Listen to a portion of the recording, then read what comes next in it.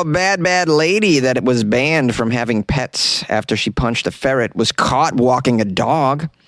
And a poor woman wakes up to a mouse eating her eyeball. A Texas hospital experiences a summertime baby boom. Oh, yeah, these are the stories for Wednesday on Weird AF News. They're pretty weird. They're from around the globe, also known as the Earth, the place where we all live. I'm your host, JONESY. This is the only daily weird news podcast hosted by me. Let's do it.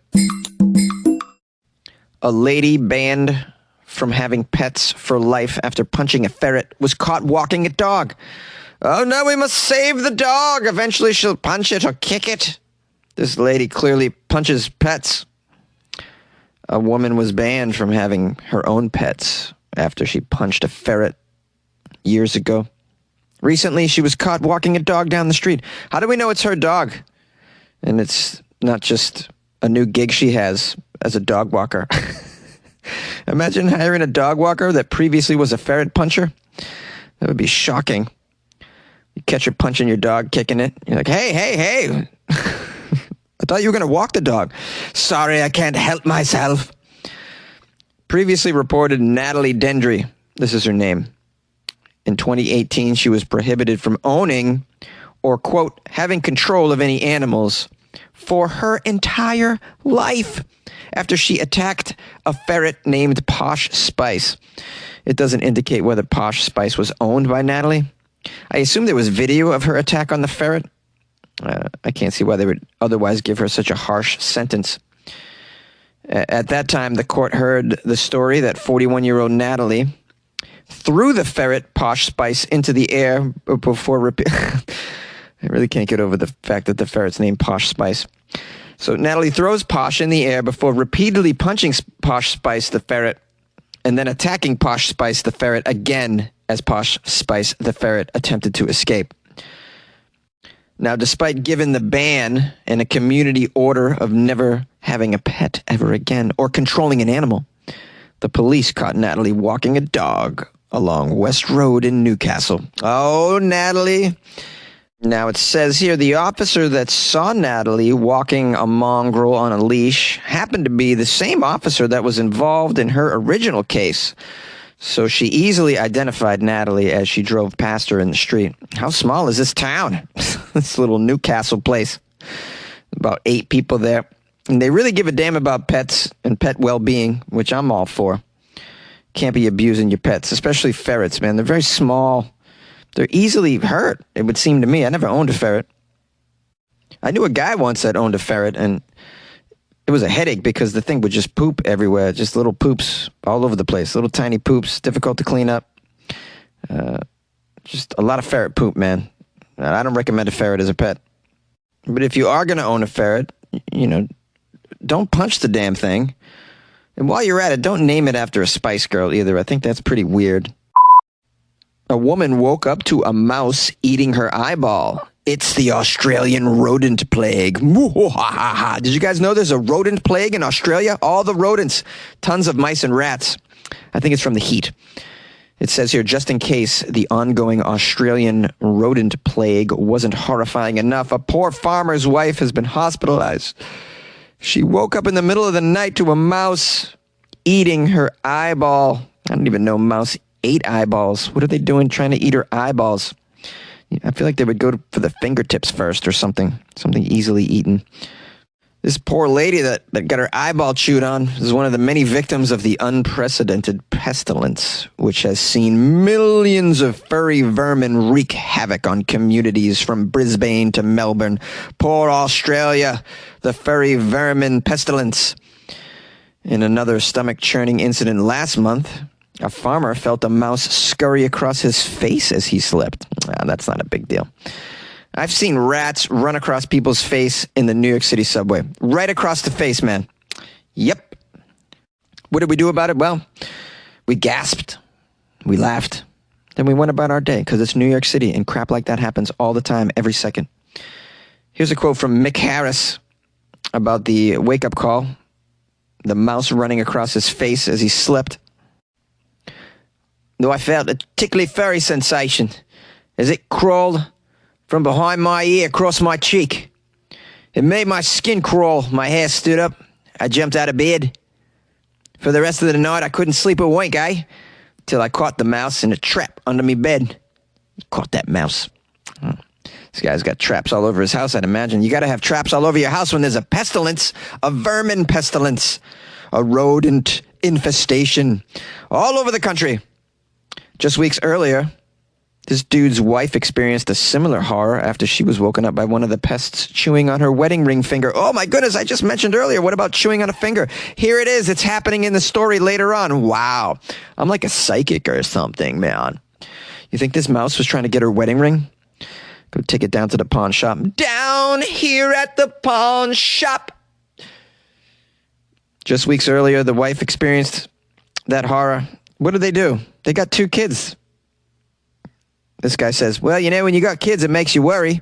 When you wake up crying, it's because they might wake up crying, it's because they have a mouse in the bed.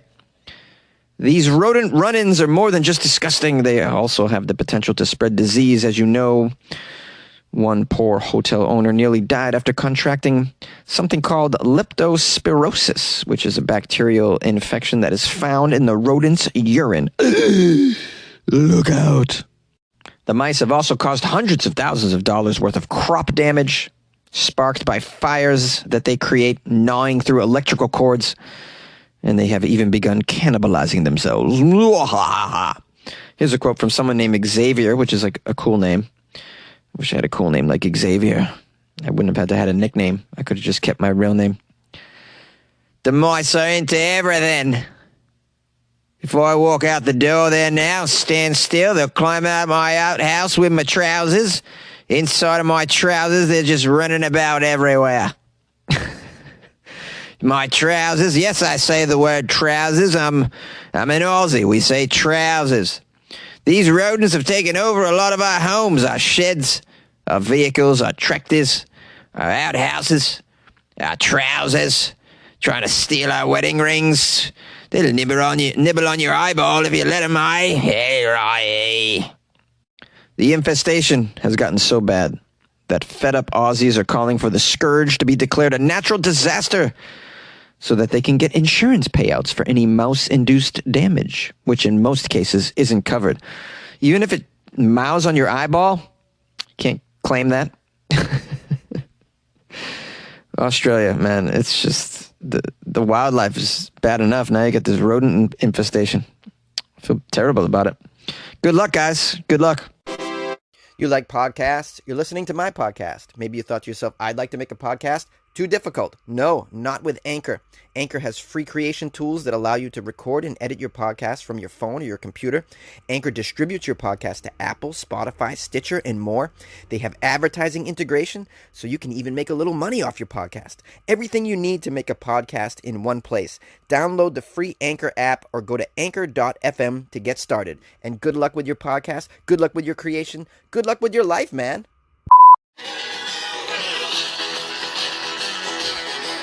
I love weird news. I love weird news. I love weird news. I love the news when it's weird, weird news. I love weird news. A Texas hospital is experiencing a summertime baby boom, delivering 100 babies in 2 stretches, totaling 91 hours. 100 babies in 91 hours. A Texas hospital said it experienced summertime baby boom. All these babies. Andrews Women's Hospital is known as a high-volume delivery hospital, believe it or not. The influx in births was considered rare and exceptional, this 100 births in 91 hours. It began on June 24th. They delivered 52 babies in 47 hours. On June 28th, the delivery team delivered 55 babies in 44 hours. This beat the hospital's 2018 record when the staff delivered 48 babies in 41 hours. Atlas and Daniel were popular names for the boys of the group. 6 of the baby girls were named Gianna. The hospital averages about 16 deliveries per day and welcomed nearly 6,000 babies in 2020, including 100 sets of twins and 2 sets of triplets. Now, we just got all the stats on this baby hospital. That's the end of the article. There's not much more than that. I thought we'd have some details.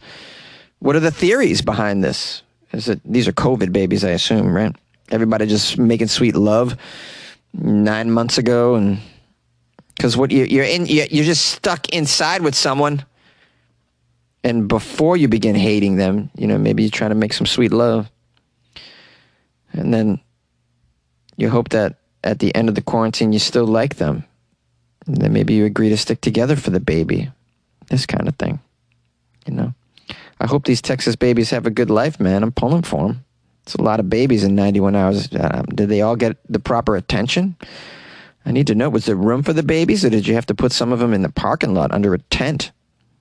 They had to put those COVID patients that they couldn't fit inside the hospital outside sometimes, put them in hallways. Were there babies strewn about all the hallways? Did you put them on the roof of the hospital? Can't have a baby on a Texas hospital roof right now. It's July, man. It'll roast a baby. You can't do that. I don't want babies roasting in Texas. It's terrible. These popular names, let's get back on that. Atlas, that's a strange name. I don't think I've ever met anyone named Atlas. Daniel, still doing the Daniel thing. I guess they'll never stop doing the Daniel. They'll never stop it with the Dans and the Johns and the Matts. They'll just keep doing that. It's pretty dull names. Gianna, very popular baby girl name apparently. That's a beautiful name. I dig that. Thumbs up on Gianna. Thumbs down on Daniel and thumbs down on Atlas. I say. How many babies this year named COVID? That's what I want to know. I should Google this. Well, right away I found an article about twins that were born in India named COVID and Corona. Oh boy. All right, I now found an article. An article on the popular baby names of 2020. For the girls, the number one name was Sophia, which is beautiful. Also, second place was Olivia, another great name. For the boys, I'm not crazy about these names. We have number one, Liam, which I think is lame, and Noah. Yeah, I don't like these at all. Other baby names that were in the top 100, Riley, Jackson, Emma, Aiden, Ava, Elijah, Aaliyah, and many more. And now in 2021, we're going to get the COVIDs and the Coronas, which I don't agree with. I just want to take a moment and thank every one of you for giving me your undivided attention. Although it may have been divided attention. You may have been driving and listening to this, or working and listening to this, or making biscuits and listening to this, in which case it is divided attention, but I'm okay with that. I'll take any little portion of your attention that I can get at this point. I'm grateful for it. I really am. Please tell a friend that this podcast is worth at least some sort of divided attention. Tell them it's great for multitasking. Tell them if they can do their taxes and listen to Weird AF News at the same time. Good stuff. Anyways, I want to give some big time love to someone who just joined the Patreon, and that's really the way to my heart, is joining my Patreon, which you can do so at weirdafnews.com or by going to Patreon's website directly, patreon.com, and then doing that /weirdafnews. You can join it there, or you can hit the link in the show notes to this podcast to join the Patreon. I just put up, yesterday I put 4 things on there, including a historical video of the long journey of Napoleon's severed penis. So if you guys are into weird history, you're going to want to join that Patreon and find out what happened to Napoleon's mummified penis. What was the name of the person who joined the Patreon? It's Hannah Wenger. I can't say the last name. I'm so ashamed at my lack of skills. Hannah Wenger. Hannah, I'm so grateful, and I hope you'll forgive me for mispronouncing your last name, but I just want to give you some love and thank you for joining the Patreon. I hope you appreciate all the extra content that lies within the Patreon, and enjoy being a little member of a club called Weird AF News Patrons, I guess. Jonesy's Patrons? I don't know what to call the club. It's a pretty hot club, though. Quality individuals in there, OG fans of the show in there, having a lovely time. So now you're part of the Patreon community, and I'm grateful that you did that, and so I appreciate you. If you guys want to call the show, I think I left the number during one of the segments, but just in case, the number is 646-450-2012. And the email's funnyjones@gmail.com if you come across any stories. And you can follow me on the Instagram @funnyjones, and you can send me stories there as well. Lastly, thanks. Thank you. I appreciate you.